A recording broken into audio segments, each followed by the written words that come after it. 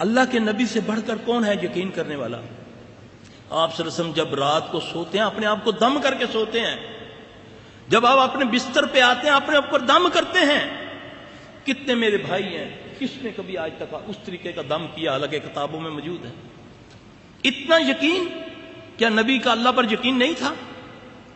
نبی سے بڑھ کر اللہ پر یقین کس کا نہیں؟ آپ جاتے ہیں بستر پہ بیٹھتے ہیں، آپ اخلاص فلق ناس پڑھتے ہیں، اس سے کر کے اپنے جسم پہ ہاتھ پھیرتے ہیں، 1 بار 2 بار 3 بار کر کے پھر آپ سوتے ہیں۔ معراج پہ آپ گئے، پہلے آسمان پر جبرائیل ساتھ ہیں، مگر ابلیس نے آگ سے نبی صلی اللہ علیہ وسلم پر حملہ کر دیا، آگ لے کر نبی پر حملہ کر دیا۔ جبرائیل نے آپ صلی اللہ علیہ وسلم کو وہ دعا سکھائی، بڑی بڑی کتابیں آپ کی۔ اللہ معاف فرمائے، مجھے گارنٹی سے کہتا ہوں کہ بہت کم میرے 1-2 بھائی ہوں گے جن کو یہ یاد ہوگی دعا۔ آپ نے وہ دعا پڑھی ہوئی پیچھے۔ اسی طرح آپ صلی اللہ علیہ وسلم نماز پڑھا رہے ہیں، اللہ نے اس کو طاقت دی، اللہ نے۔ آپ نماز پڑھا رہے ہیں، اب نماز کا ٹائم میرا خیال ہے یہاں زور یہاں سرا اس طرح کیا آتا ہے، تو نماز میں اللہ کے نبی صلی اللہ علیہ وسلم اس طریقے سے نماز میں آگے ہو کر اس طرح کافی دیر ہاتھ رہا آپ کا، 1 قدم آگے ہو کر کافی دیر اس طرح رہے۔ صحابہ پریشان ہیں کہ سلام پھرنے کے بعد پوچھا، یا رسول اللہ صلی اللہ علیہ وسلم نماز میں کوئی نیا ایکشن آ گیا ہے یا کوئی کیا وجہ ہوئی کہ آپ نے اس طرح کیا ہے؟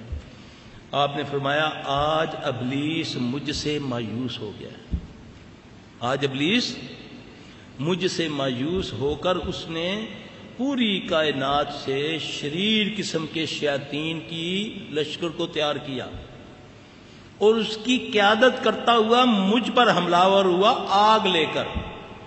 یہ بھی صحیح روایت ہے، جا کر پڑھ لیجیے گا۔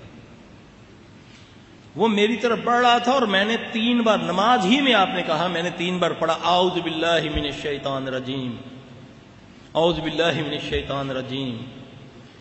نہیں رکا، وہ میری طرف آتا گیا۔ جب میرے قریب پہنچنے ہی والا تھا تو میں نے کہا، پڑھا، العنک بلعنت اللہ، میں اللہ کی لعنت کے ساتھ تجھ پر لعنت کرتا ہوں۔ 3 بار جیسے ہی میں نے یہ پڑھا تو وہ میرے قریب آ گیا، میں نے آگے بڑھ کے اس کے گلے سے اس کو دبوچ لیا۔ اب صحابہ کو نظر نہیں آ رہا وہ جن،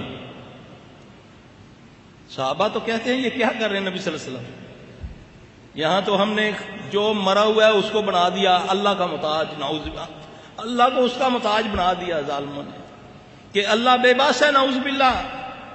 اب صحابہ دیکھ رہے ہیں، پوچھ رہے ہیں، یا رسول اللہ یہ کیا ایکشن کیا آپ نے؟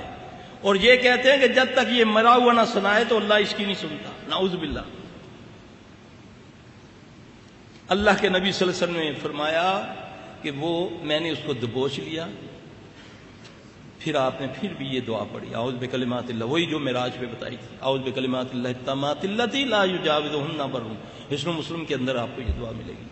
اتنی زبردست یہ دعا ہے، جو بندہ اس کو صبح شام پڑھ لے، اپنے بستر پر پڑھ لے، سارے معاملات اس کے سیدھے ہو جائیں گے۔ ایسے شیطانی اثرات ٹوٹتے ہیں آپ تصور بھی نہیں کر سکتے، پر یقین کون کرے؟